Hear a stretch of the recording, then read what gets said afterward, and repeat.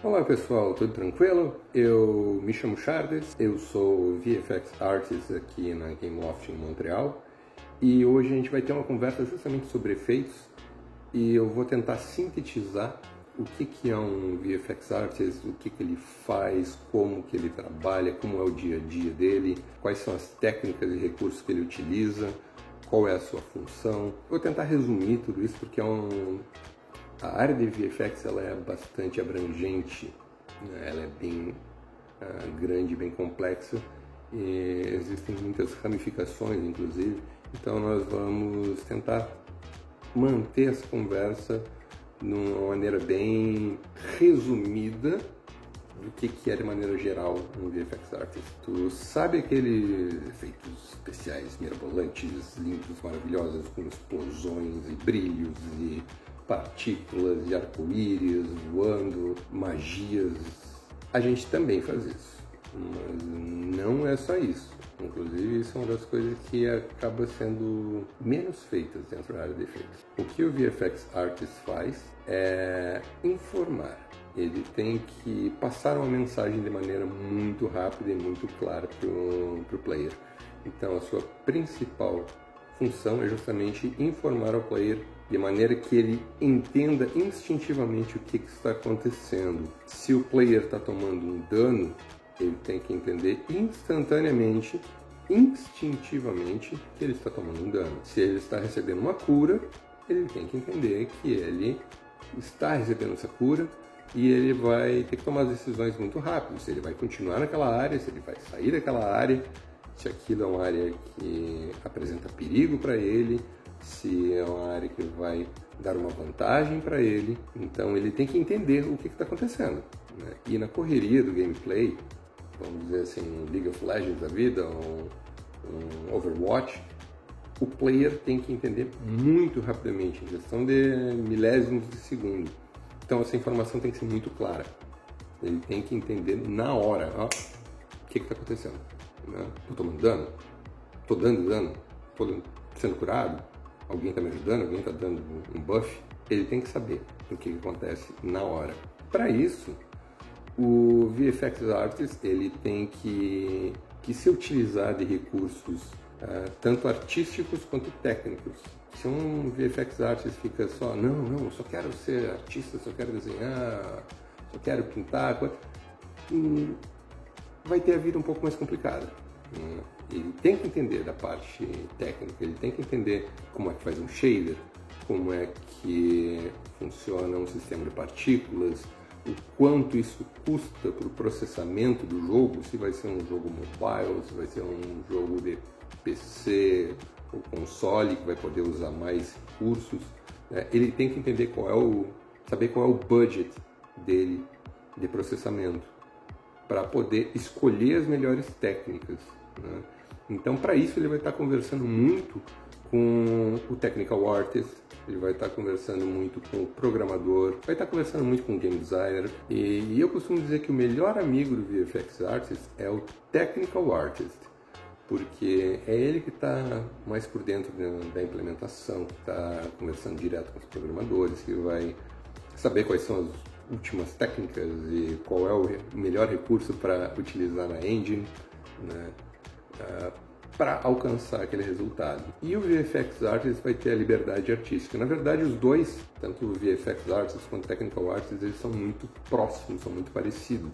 O VFX Artist ele tem que entender também o valor do efeito que ele está trabalhando, porque não dá para utilizar um dia, 2 dias inteiros para fazer um brilhinho numa moeda, por exemplo. O VFX Artist ele tem que saber mensurar o valor que cada efeito vai ter dentro do jogo, dentro daquela sequência. Por exemplo, uma poeirinha do pé do personagem quando ele está correndo. Isso aí não vai ter o mesmo valor, por exemplo, que um muzzle effect de uma arma, que também não vai ter o mesmo valor que uma explosão ou um efeito mágico. Então, o VFX Artist ele tem que entender qual é o valor desse efeito dentro do jogo para poder nivelar aquilo ali.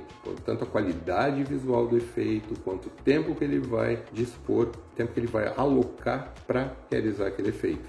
O VFX Artist ele vai estar usando recursos como sistema de partícula, efeitos com meshes, e pode ser meshes mais complexas ou meshes mais simples. De maneira geral, a gente acaba usando meshes bem simples, como esferas, semisferas, cilindros, cones, né? Mesmo um quad bem simples, né? Um quad bem simples, ou algumas coisas que são um pouco mais complexas realmente. Uma animação com um dragão, né? Como no caso do Overwatch lá, tem aquele dragão gigantesco, né? Que ele aparece e aí ele tem uma animação e ele vai passando pela tela inteira. Então aquilo é um grande exemplo de efeito e arte técnica, um trabalho imenso coletivo, não só do VFX Artist, também do Technical Artist, também do programador de graphics. De maneira geral, a área de efeitos é um trabalho bastante coletivo. Sempre vai estar precisando do auxílio de alguém, seja ou para implementação ou mesmo para entender como vai funcionar um shader para tu poder utilizar dentro do teu efeito. Shaders, inclusive, é um dos recursos mais poderosos que a gente tem, então eu realmente recomendo, se tu tem vontade de ser um VFX Artist ou um Technical Artist, de entender o shader para efeito, porque ele tem uma diferença para um personagem, por exemplo, ou para um objeto, porque de maneira geral a gente acaba não utilizando o recurso de reagir à iluminação, né? A gente acaba criando todo um sistema que pode fazer uma iluminação fake, por exemplo, para gastar menos budget de processamento. E também o shader para efeito, a gente acaba usando muitos truques de UV map. Então a gente constrói a nossa mesh com um mapeamento que ele se repete nas bordas, então a gente consegue usar uma textura que seja um tile, que a gente consiga replicar ao redor do objeto, aumentar ele ou diminuir para usar conforme a gente necessita. E através disso a gente consegue inclusive manipular os vértices, então a gente consegue gerar movimento na mesh só através do shader. Então isso é um truque que é excelente, principalmente na parte de partículas. A gente ainda tem um outro recurso que é muito poderoso, que aí o pessoal que é mais artista, que é mais desenhista, né, que gosta da pintura digital, da animação, e geralmente gosta mais, é a parte de animação frame a frame, animação na mão. Então tu acaba criando teus mapas, textura, as tuas sequências animadas, e tu dispõe elas dentro de um quadrado. Isso é o teu flipbook, é o teu sprite sheet, que tu vai utilizar dentro da partícula, tu vai fazer ela rodar em sequência. Tu não vai estar vendo nunca aquele mapa inteiro, tu vai estar sempre vendo os pedacinhos que vão estar passando com alguma animação tradicional, quadro a quadro. Cada frame vai estar aparecendo na ordem, dentro do tempo que tu estipular. Com isso, tu vai ter animações tradicionais, manuais, dentro do teu efeito. Então isso é um recurso que é muito poderoso. Existem vários artistas que se utilizam disso para os jogos. Por exemplo, o Battle Chasers é um jogo sensacional, com efeitos lindíssimos. Recomendo muito para quem quer estudar efeito, analisar os efeitos desse jogo. É genial, é genial. Como eu disse, esse é um recurso muito poderoso, a gente se utiliza bastante disso.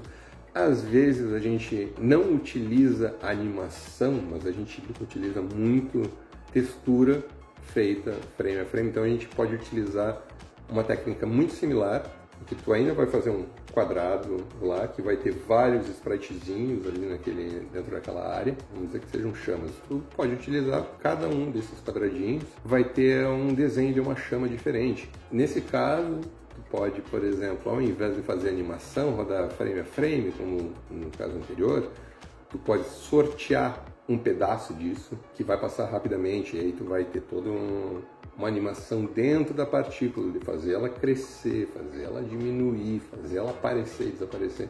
Vários recursos que, somados uns aos outros, vão dar a impressão de que aquilo é uma animação tradicional, né? Então são técnicas diferentes que a gente utiliza para chegar nesses resultados. Essa área de efeitos ela é muito abrangente, existem muitas técnicas diferentes E existe um outro ponto que não existe exatamente um certo e um errado. Existe o resultado. Você pode estar explorando algo que é bem comum no mercado e pode estar explorando uma técnica que tu está inventando na hora para alcançar o resultado, porque é aquilo que a engine permite, né? O VFX Artist ele tem que se adaptar. Ele tem que entender como funcionam os conceitos por trás dos efeitos especiais, entender como aplicar isso dentro daquela engine que ele está trabalhando no momento.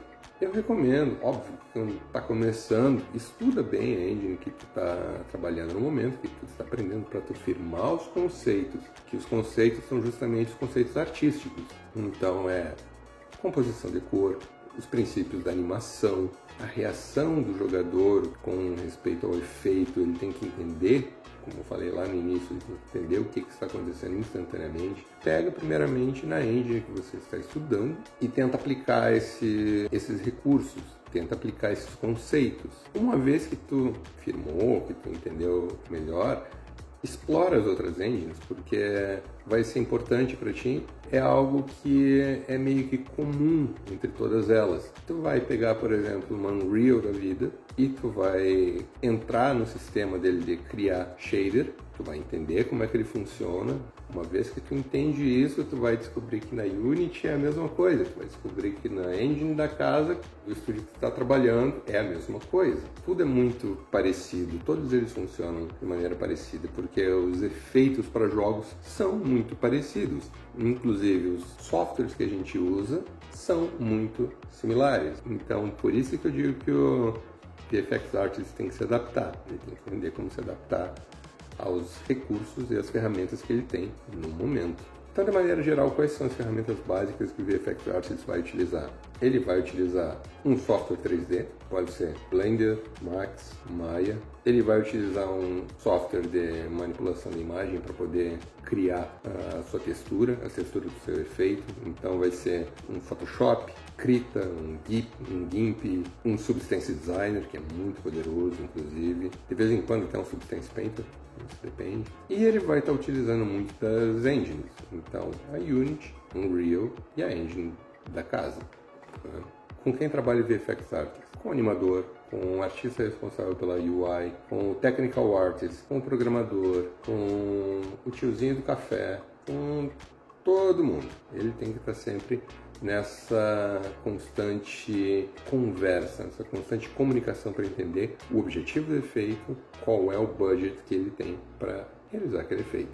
Uma coisa que eu queria falar também é sobre um software muito interessante que surgiu nos últimos anos. Ele, na verdade, ele já tem tempo de estrada e ele está cada vez sendo mais utilizado, que é o Houdini. O Houdini, no momento, ele ainda é um diferencial. Em breve, o Houdini, no meu ponto de vista, acredito que em alguns anos, ele vai ser meio que um default do mercado. Então, isso vai valer não só para efeitos, mas mesmo para modelagem. Eu acredito que ele vai entrar com muita força. Ele já está sendo muito utilizado por todos os estúdios, tá? Não todos os estúdios, mas quase todos os estúdios, porque ele ainda é um software que ele é bem caro, mas ele tem uma versão de estudante que você pode baixar, estudar e entender os conceitos dele. E ele é bem diferente, a curva de aprendizagem dele é um pouquinho maior, porque ele é muito diferente de todos os outros softwares que estão aí, funções dele são diferentes, mas ele tem uma larga adaptação.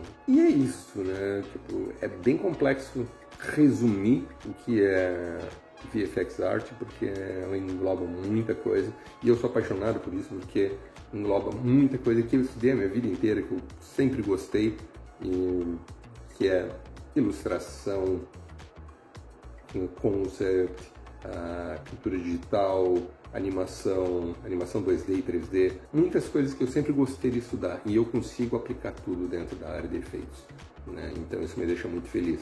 E desde que eu descobri essa área, eu sou apaixonado, eu não quero fazer nada mais. Então eu espero que você tenha gostado, que tu tenha gostado dessa conversa, que tenha sido útil para ti de alguma forma. E é isso. Então, um grande abraço e até mais.